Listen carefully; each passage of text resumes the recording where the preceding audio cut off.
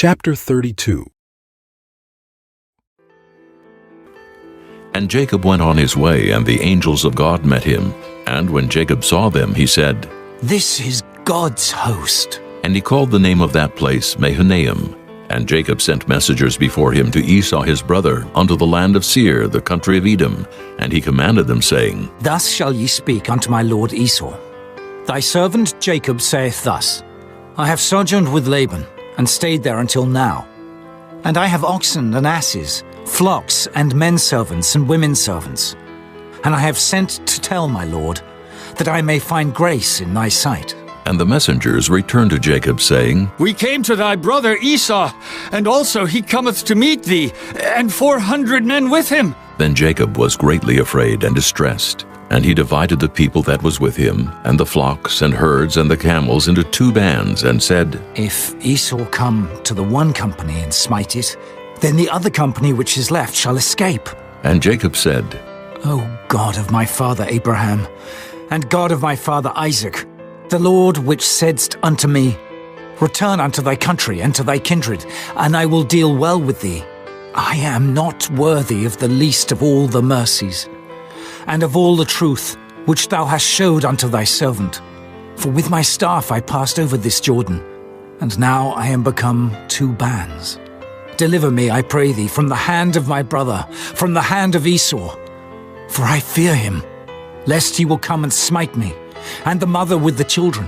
And thou saidst, I will surely do thee good, and make thy seed as the sand of the sea, which cannot be numbered for multitude. And he lodged there that same night, and took of that which came to his hand a present for Esau his brother, 200 she-goats and 20 he-goats, 200 ewes and 20 rams, 30 milch camels with their colts, 40 kine and 10 bulls, 20 she-asses and 10 foals. And he delivered them into the hand of his servants, every drove by themselves, and said unto his servants, Pass over before me, and put a space betwixt drove and drove. And he commanded the foremost, saying, When Esau my brother meeteth thee, and asketh thee, saying, Whose art thou, and whither goest thou, and whose are these before thee?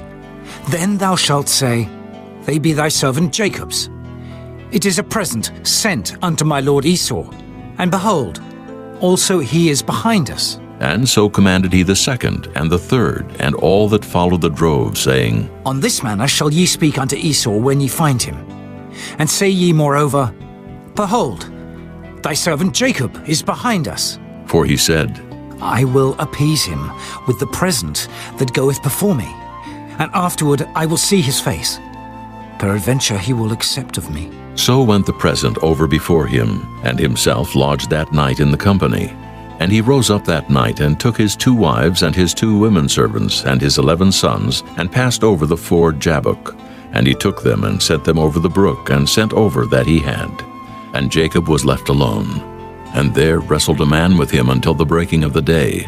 And when he saw that he prevailed not against him, he touched the hollow of his thigh, and the hollow of Jacob's thigh was out of joint as he wrestled with him. And he said, Let me go, for the day breaketh. And he said, I will not let thee go, except thou bless me. And he said unto him, What is thy name? And he said, Jacob. And he said, Thy name shall be called no more Jacob, but Israel. For as a prince hast thou power with God and with men, and hast prevailed. And Jacob asked him and said, Tell me, I pray thee, thy name. And he said, Wherefore is it that thou dost ask after my name? And he blessed him there. And Jacob called the name of the place Peniel.